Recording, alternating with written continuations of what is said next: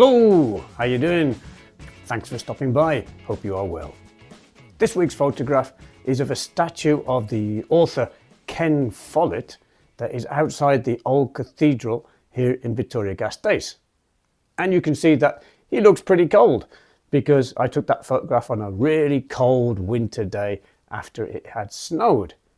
It looks like he's thinking about putting on some warmer clothes. Maybe a puffer jacket or a beanie. I mean, it's cold today, so maybe I'm going to put on my woolly hat, my beanie. My mum knitted this for me when I was about 10 years old. It's fantastic. It's supposed to be for Ipswich Town Football Club, but it's really good here for Deportivo Alaves. I also might put on a scarf, which, funnily enough, is of another football team. This one's Wolverhampton Wanderers. I'm from Wolverhampton. I might actually wear something a bit more. This week's article talks about winter wellness, about staying well during winter, trying not to catch all those horrible bugs and viruses and colds and coughs. Two GPs, or general practitioners, or family doctors from the United Kingdom, talk about how we can look after ourselves in winter and hopefully avoid the worst of all those winter bugs and viruses.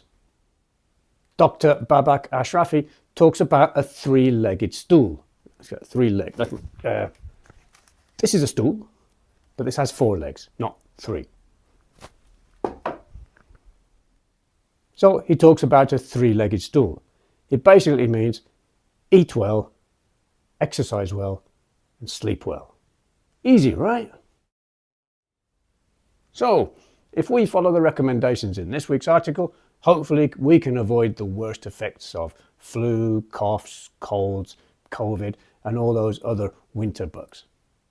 So, let's find out more.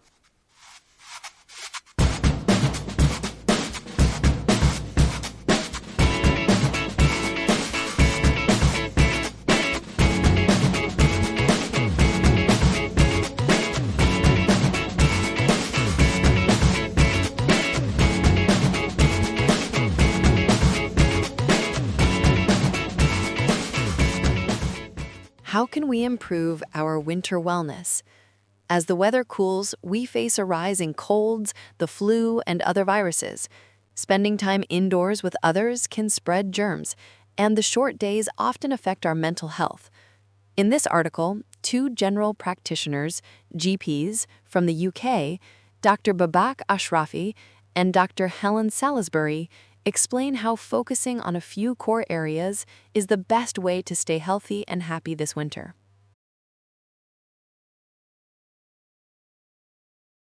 The foundations of health. Dr. Ashrafi describes good health as a 3-legged stool: sleep, nutrition, and movement. If one leg is weak, the whole thing will tip over. Dr. Salisbury confirms this. To stay healthy over winter, we must do the same things as the rest of the year: exercise, sleep well, eat healthily, and limit alcohol. The most powerful protection is vaccination. Take the flu jab and COVID boosters if they are offered to you, as they protect the most vulnerable. If you are not eligible for a free jab, Dr. Ashrafi advises that paying for a private flu vaccine is well worth it. Basic hygiene is also essential. Dr. Fari Ahmad reminds us to wash our hands after being in contact with people or before eating. Masks can also help stop you from catching or spreading viruses, especially in crowded places. Diet and supplements. Think of food as fuel and defense. You need foods that support your immune system and provide slow, sustained energy. Dr. Ashrafi recommends protein from eggs, fish, nuts for body repair, bright fruit and vegetables packed with vitamins, complex carbohydrates like oats, brown rice to avoid energy dips, and healthy fats like olive oil, oily fish for brain and heart health. Regarding supplements, the GPs recommend a vitamin D supplement. Dr. Ashrafi states that everyone should take 10 micrograms daily from October to April, as the sun is too weak in Northern Europe for our skin to produce enough. Vitamin D is vital for immune function. However, the GPs are cautious about expensive immunity boosters, saying they offer little scientific backing if your diet is already balanced. Managing illness. Most winter bugs are caused by viruses, so we can only treat the symptoms. The best way to recover is through hydration, rest, and symptom management. For a cold, Dr. Ashrafi suggests paracetamol or ibuprofen to ease aches, honey and lemon for a sore throat, saline sprays or steam for blocked sinuses. If you have the flu, with fever, muscle aches, and exhaustion, Dr. Ashrafi advises giving yourself proper recovery time. Do not rush back to work if you are still unwell, as you will only prolong the illness. Keep your medicine cupboard stocked with paracetamol and ibuprofen. Dr. Salisbury notes that cough medicines generally don't work, but gargling with soluble painkillers is an effective way to soothe a sore throat. Be careful about combining medicines, as many cold and flu remedies already contain paracetamol. You must see a doctor if your cough lasts more than 3 weeks, you struggle to breathe or feel very breathless, you have a high fever or chest pain, a fever returns with breathing difficulties after settling down, which could indicate pneumonia. Mind and lifestyle. Winter can affect your mental health and mood. The trick is to build structure into your day. Dr. Ashrafi advises getting outside every day, even for 10 minutes of daylight, and keeping a steady sleep routine. Oversleeping can actually increase fatigue. Loneliness is a major factor in the winter blues.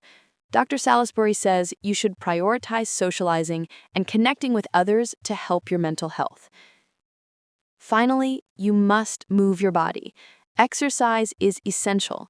If going outdoors is difficult, switch to an indoor activity you enjoy, such as swimming or an exercise class. Dr. Salisbury also warns that drinking too much alcohol during the festive season, combined with sleep deprivation, makes you much more prone to infection.